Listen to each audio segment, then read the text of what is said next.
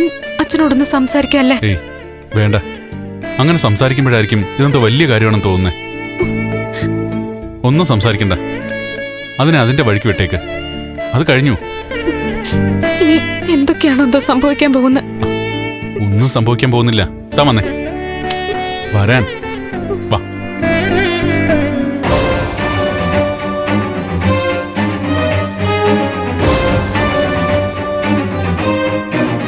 അമ്മേ, എന്താടി? ഇതൊന്ന് നോക്കിയേ. അയ്യോ, എന്താ മോളെ?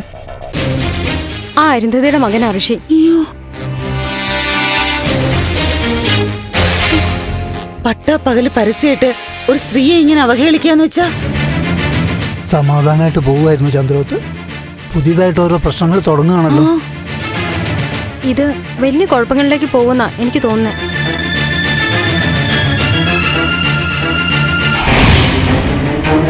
ഇല്ല, എനിക്കിത് അരുന്ധതിയോട് ചോദിച്ചേ പറ്റൂ. ചേച്ചി എന്നെ തടയരുത്. ഈ രാത്രി തന്നെ എനിക്ക് ചോദിച്ചേ പറ്റൂ. എടാ ത്യാഗരാജ, ഞാനൊന്ന് പറയട്ടെ. ചേച്ചി ഒന്നും പറയണ്ട.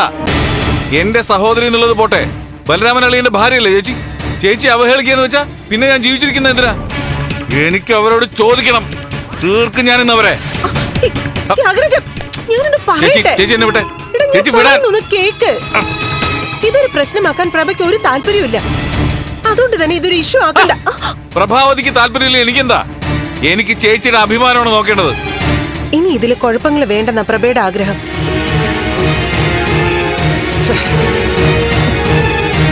ഒരു കാര്യം ചെയ്യാം, നാളെ ഞാൻ പ്രഭയെ വിളിക്കാം.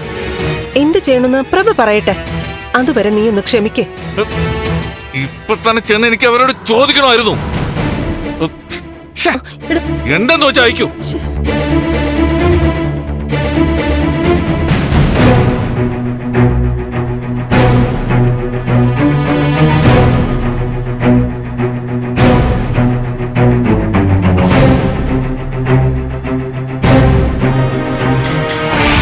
നന്ദു, ഞാനൊന്ന് പറയട്ടെ. ദേവി ഒന്നും പറയണ്ട, ഞാൻ അവനോട് ചോദിക്കാൻ പോവാ. എന്റെ അമ്മയെ പെരുവഴിയിൽ അപമാനിച്ചിട്ട് കുടുംബത്തിലെ സമാധാനം എന്ന് പറഞ്ഞ് കൈയും കെട്ടിയിരിക്കാൻ എന്നെ കൊണ്ട് പറ്റത്തില്ല. പണ്ട് അമ്പലത്തിൽ വെച്ച് ഞാൻ അവന് തല്ലു കൊടുത്തതാ. അതെന്റെ തെറ്റിദ്ധാരണയായിരുന്നു. ഇനിയിപ്പോ അറിഞ്ഞുകൊണ്ട് തന്നെ അവനുള്ള മറുപടി കൊടുത്തേ പറ്റൂ. നന്ദ, നീ ഒറ്റയ്ക്ക് പോണ്ട, ഞാനും വരാം. നമുക്ക് ഒരുമിച്ച് പോവാം. വാച്ച നന്ദ, നീ ഒന്ന് നിക്ക്. സിദ്ധു, ഞാൻ പറയുന്നു ഒന്ന് കേക്ക്. അമ്മ പറയേണ്ടത് നേരത്തെ തന്നെ പറയണമായിരുന്നു, പക്ഷെ മറച്ചു വെച്ചു. അമ്മ തടയണ്ട, അവനോട് ചോദിച്ചിട്ടേ ബാക്കി കാര്യമുള്ളൂ. ഇനിയിപ്പോ എന്ത് സംഭവിച്ചാലും പ്രശ്നമില്ല.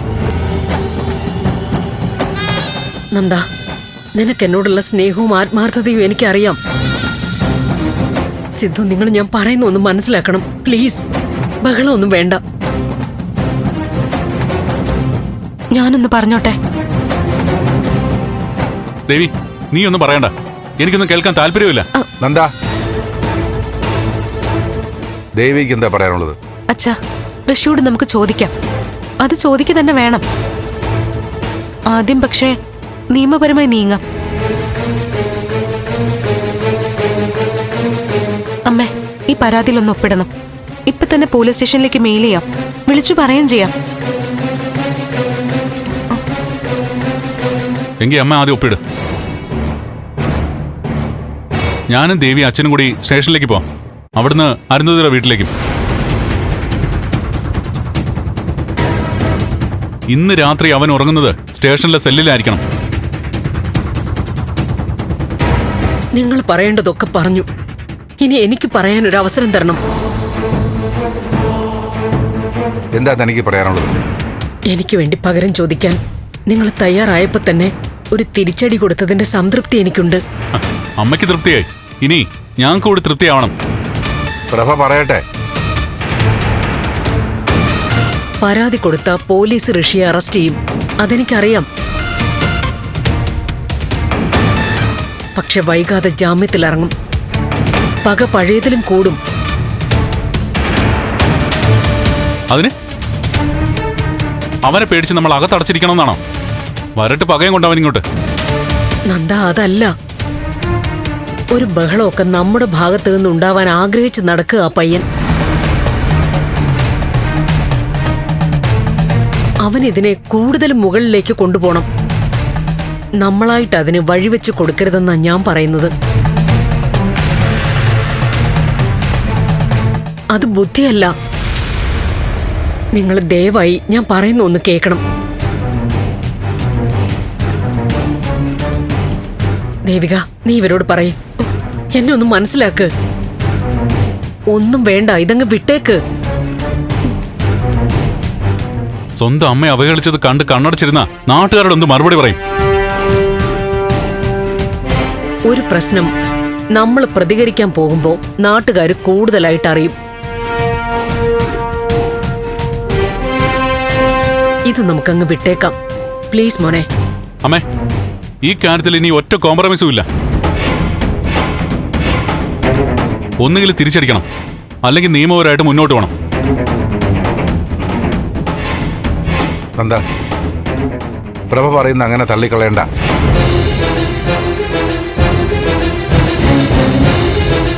പ്രഭ പറയുന്ന ഒരു കണക്കിന് ശരിയാ.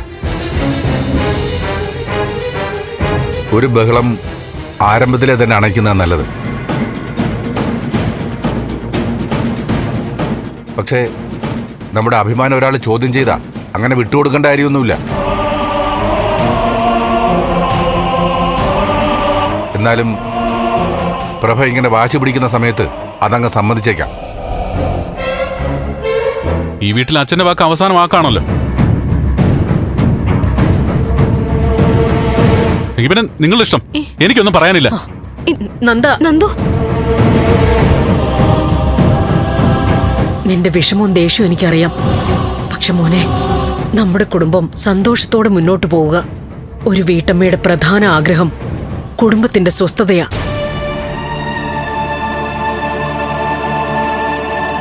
ചന്ദ്രോത്ത് സ്വസ്ഥമായി മുന്നോട്ട് പോവുകയിപ്പോ. അങ്ങനെ തന്നെ പോട്ടെ മോനെ. അമ്മ പറയുന്നത് സന്തോഷത്തോടെ നീ അംഗീകരിക്കേ. നന്ദു, അതങ്ങ് വിട്ടേക്ക്. ഇനി ഒരു തർക്കം വേണ്ട. വിട്ടു. ഇനി ഇതുപോലെ എന്തെങ്കിലും ഉണ്ടായ അച്ഛനും അമ്മയും എന്നെ തടയാൻ നിൽക്കണ്ട. അതിന് നിന്റെ ശുപാർശ വേണ്ട.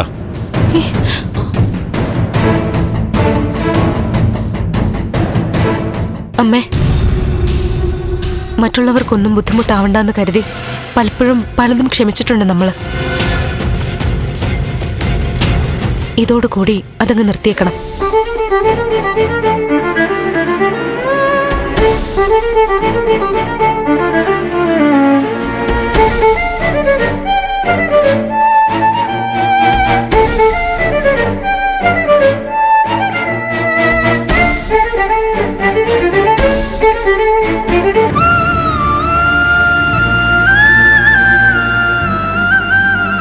പ്രഭ, നന്ദന്റെ ദേഷ്യം ഏതൊരു മോനും തോന്നാവുന്നതാണ്. ഭർത്താവെന്ന നിലയ്ക്ക് ഞാനും പ്രതികരിക്കേണ്ടത് അങ്ങനെ തന്നെയാണ്. തന്റെ മനസ്സിലിരിപ്പം എന്താണെന്നറിയില്ല. ഇനി ഇത് ആവർത്തിച്ച ഞാനും പ്രതികരിക്കില്ല.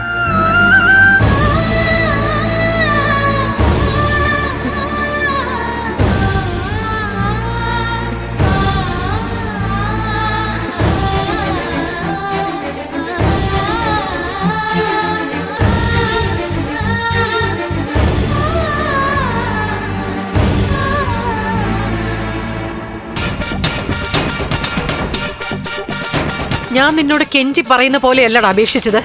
പ്രതികാരവും പകവീട്ടിലെന്നൊക്കെ പറഞ്ഞ് പ്രഭാവതിയുടെയും ദേവികയുടെയും പിറകെ പോവരുതെന്ന്. സ്വന്തം ജീവിതം ഇല്ലാണ്ടാക്കാൻ തന്നെ നീ തീരുമാനിച്ചിരിക്കുന്നല്ലേ? എന്റെ ജീവിതത്തിന് എന്ത് സംഭവിച്ചാലും കുഴപ്പമില്ല. അവരെ ഞാൻ വെറുതെ വിടില്ല. എന്ത് പറഞ്ഞ മാഡം, പ്ലീസ് ബഹളം വെച്ച് നാട്ടുകാരെ മുഴുവൻ അറിയിക്കണ്ട. ഋഷിയോട് നമുക്ക് സംസാരിക്കാം, ശാന്തമായിട്ട് കാര്യങ്ങൾ പറഞ്ഞ് മനസ്സിലാക്കാം. ഋഷി നല്ല കുട്ടിയല്ലേ? അമ്മ ഇത്രയും പറഞ്ഞിട്ട് മോൻ എന്താ മനസ്സിലാകാത്തത്? ഇല്ല, എനിക്കൊന്നും മനസ്സിലാവില്ല. എന്നെ എത്ര ഉപദേശിച്ചാലും ശരി, ഞാൻ തീരുമാനിച്ചത് നടപ്പിലാക്കുക തന്നെ ചെയ്യും. മാഡം എന്താ ഇത്?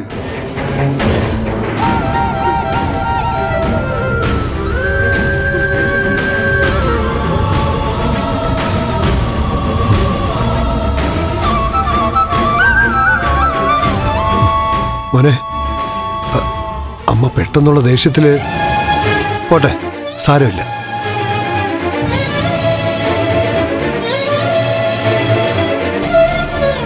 എന്താ മാഡം, ഋഷി മോനെ ഇങ്ങനെ തല്ലാമോ?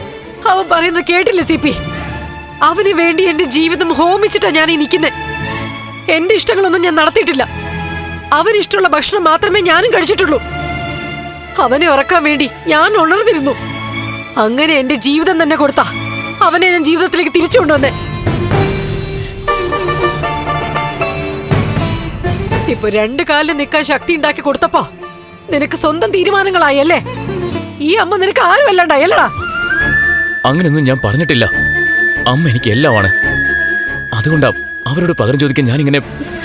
നോക്ക് ഋഷി, ദേവിക MLA കേരളത്തിലെ വലിയൊരു രാഷ്ട്രീയ പാർട്ടിയുടെ പിൻബലം അവക്കുണ്ട്.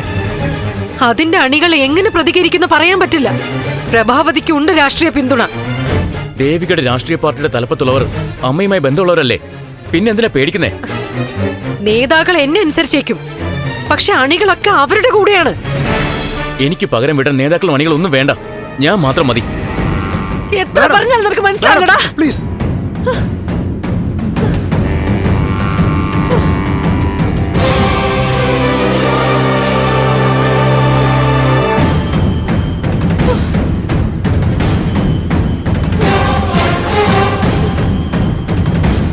ഋഷി, പകരം വീട്ടണം. പക്ഷേ അത് ബുദ്ധിപൂർവം നമ്മുടെ നിലനിൽപ്പും രക്ഷയും ഒക്കെ നോക്കി വേണം ചെയ്യാൻ. മാഡം പറഞ്ഞ പോലെ നീ നിന്റെ ഭാവി ഉറപ്പിക്കാൻ വേണം ശ്രദ്ധിക്കാൻ.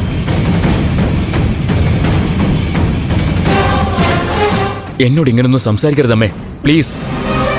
അന്ന് ഞാൻ പറഞ്ഞല്ലോടാ, നീ തൽക്കാലം ഈ നാട്ടിൽ നിന്നൊന്ന് മാറി നിൽക്ക്. നിനക്ക് ഇഷ്ടപ്പെട്ട രാജ്യത്തേക്ക് പോവാം. അതിനുള്ള കാര്യങ്ങളൊക്കെ ഞാൻ ചെയ്തുതരാം. എനിക്ക് ആരുടെയും സഹായം വേണ്ട. എന്റെ തീരുമാനങ്ങൾ നടപ്പിലാക്കുന്നതുവരെ ഞാൻ എങ്ങോട്ടും പോവില്ല. ഋഷി,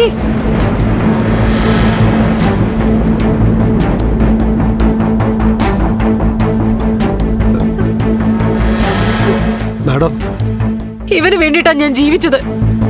എന്നിട്ട് അവൻ പറയുന്ന കേട്ടില്ലേ, അവന്റെ ജീവിതം വേണ്ടാന്ന്. പ്രതികാരമാണ് വലുതെന്ന്. ഋഷിയെ കുറ്റം പറയാൻ പറ്റില്ല മാഡം. ഋഷി ജീവന് തുല്യ സ്നേഹിച്ച പെണ്ണിന്റെ മരണത്തിന് കാരണം പ്രഭാവതിയല്ലേ? അതൊന്നും പെട്ടെന്ന് മനസ്സിൽ നിന്ന് പോയില്ല. എന്റെ മനസ്സിൽ നിന്നും അതൊന്നും പോവില്ല. പക്ഷെ ഇങ്ങനെയല്ല പ്രതികാരം ചോദിക്കേണ്ടത്. CP, അവൻ ഈ നാട്ടിൽ നിന്ന് മാറ്റിയേ പറ്റൂ. ഋഷി ഇനി ഇവിടെ നിന്നാ അവന്റെ ജീവിതം ഇനി ഒരിക്കലും തിരിച്ചു കിട്ടാത്ത രീതിയിൽ കൈവിട്ടു പോവും. മാഡം വിഷമിക്കണ്ട, ഞാൻ ഋഷിയോടൊന്ന് സംസാരിക്കാം. ഏതെങ്കിലും രീതിയിൽ എങ്ങോട്ടെങ്കിലും ഒന്ന് മാറ്റാൻ നോക്കട്ടെ.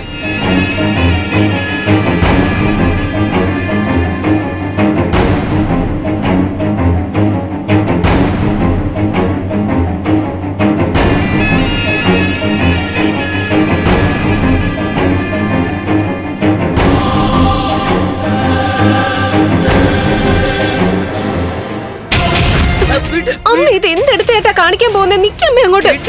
എടുത്ത് ചേട്ടൻ കാണിക്കുന്നിടത്ത് അത് കാണിക്കുക തന്നെ ചെയ്യണം. നീ അങ്ങോട്ട് മാറിക്കേ. പ്രഭ കുഞ്ഞിന് വേണ്ടെങ്കിൽ വേണ്ട, ഞാൻ ചോദിക്കും. ആ ഋഷി ഇനി 2 കാലിൽ നടക്കണ്ട. അമ്മ, വഴക്കും ബഹളം ഒന്നും വേണ്ടെന്ന് വെച്ചിട്ടാ ആന്റി പ്രതികരിക്കാതിരിക്കുന്നത്. അപ്പൊ അമ്മ ചെന്ന് വഴക്കുണ്ടാക്കിയാലോ? അങ്ങോട്ട്. അമ്മ, ഒരു മിനിറ്റ്, അമ്മ ഒന്ന് നിന്നേ.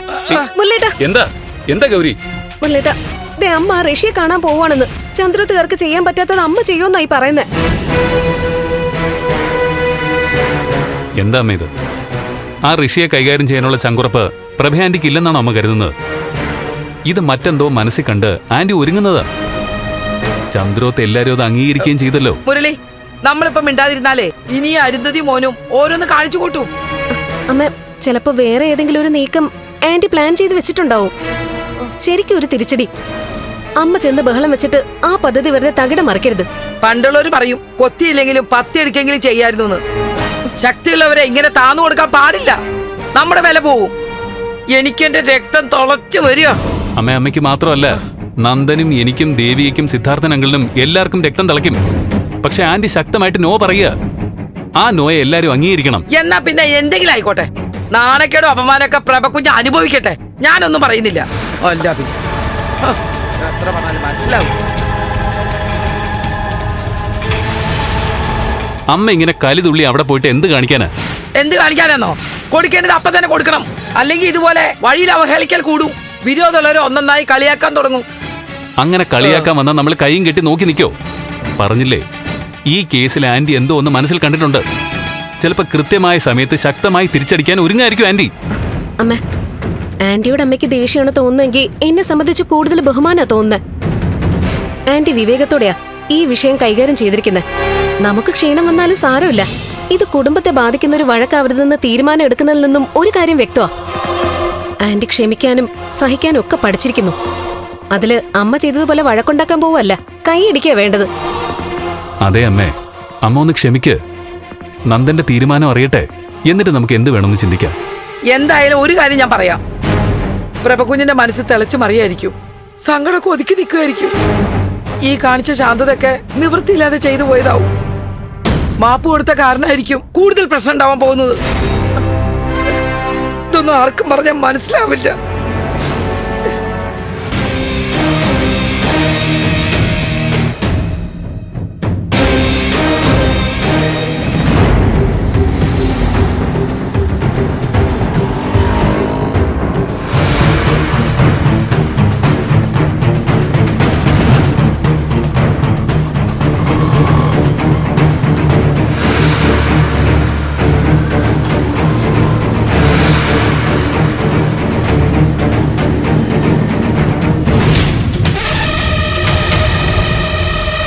മാറി നിക്ക.